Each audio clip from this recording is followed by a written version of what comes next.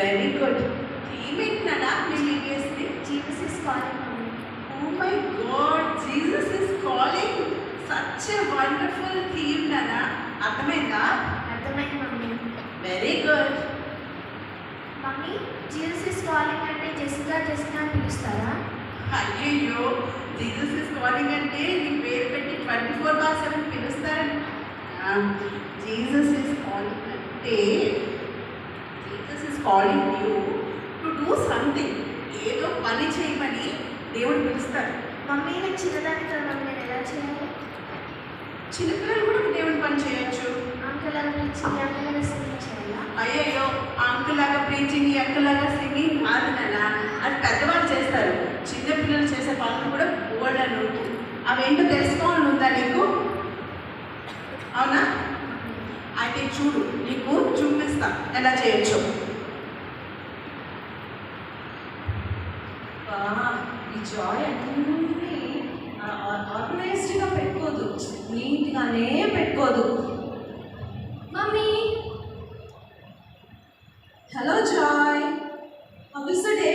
It is so good mummy. I am very happy. మీకు తెలుసా, ఈరోజు నాకు రిపోర్ట్స్ వచ్చాయి.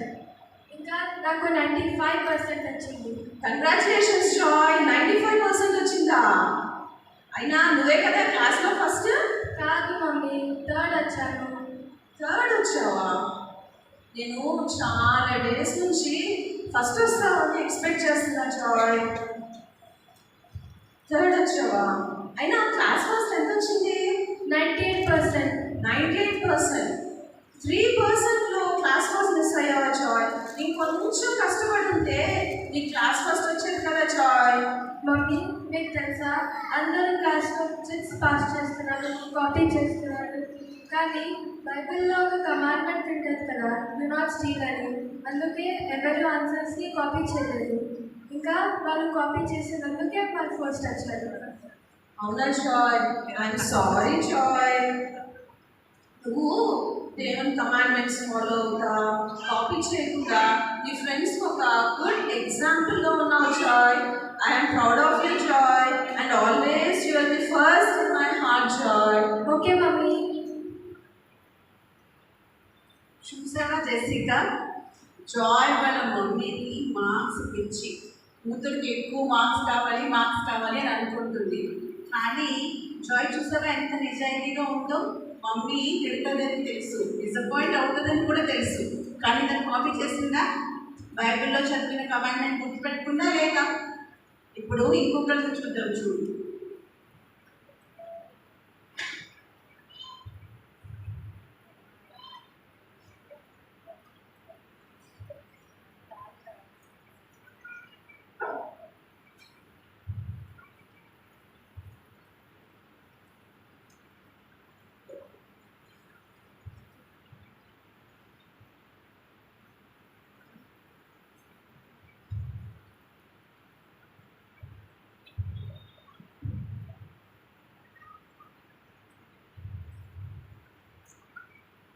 Sharon, Sharon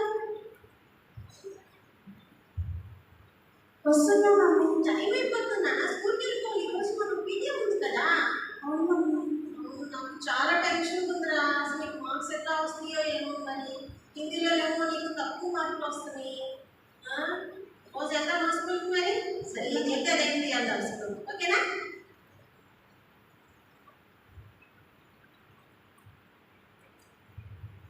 good morning teacher. Good morning ma'am. Thank you ma'am.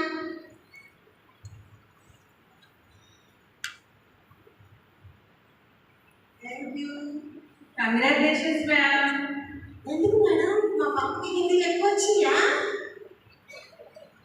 Madam, యాక్చువల్గా ఏమైందంటే షారోన్ ఏమైందంటే హిందీ సబ్జెక్ట్లో నేను కౌంటింగ్లో ఎక్కువ మార్క్స్ వేసేసాను అనమాట.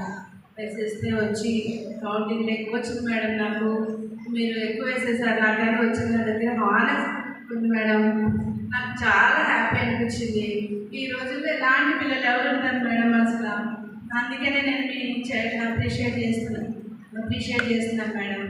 యాక్చువల్గా ఏమైందంటే అసలు ఈ రోజుల్లో పిల్లలు మార్క్ ఎక్కువ తక్కువ వచ్చినా కూడా ఎక్కువ మాకు వేయాలి ఎక్కువ వేయాలి ఎక్కువ వేయాలని గొడవ చేస్తూ ఉంటారు. అలాంటిది మీ పాప ఎక్కువ వచ్చినా కూడా హానెస్ట్గా నాకు ఎక్కువ వేసేసారు అని చెప్పింది. దాని గురించి నేను చాలా హ్యాపీగా ఫీల్ అవుతున్నాను మేడం. మనకి అప్రిషియేట్ చేస్తున్నాను.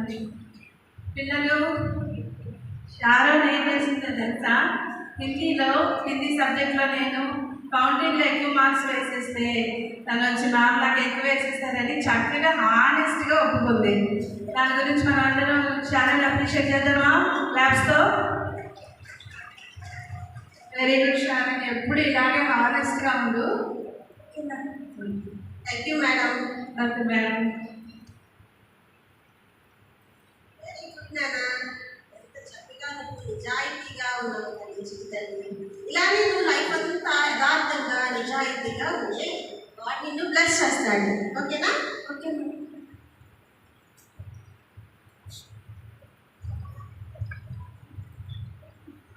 చూసావా షారోన్ ఎంత నిజాయితీగా ఉందో. ఒక్క మార్క్ టీచర్ ఎక్కువ వేసేస్తే బాగుండు అనుకుంటాం కదా మనం. అలాంటిది టీచర్ ఎక్కువ మార్క్స్ వేస్తే మేడం మీ బై మిస్టేక్ ఎక్కువ వేస్తే తగ్గించుకుందంట. ఎంత నిజాయితీ కదా. ఇప్పుడు మనం ఏమి గురించి చూద్దాం.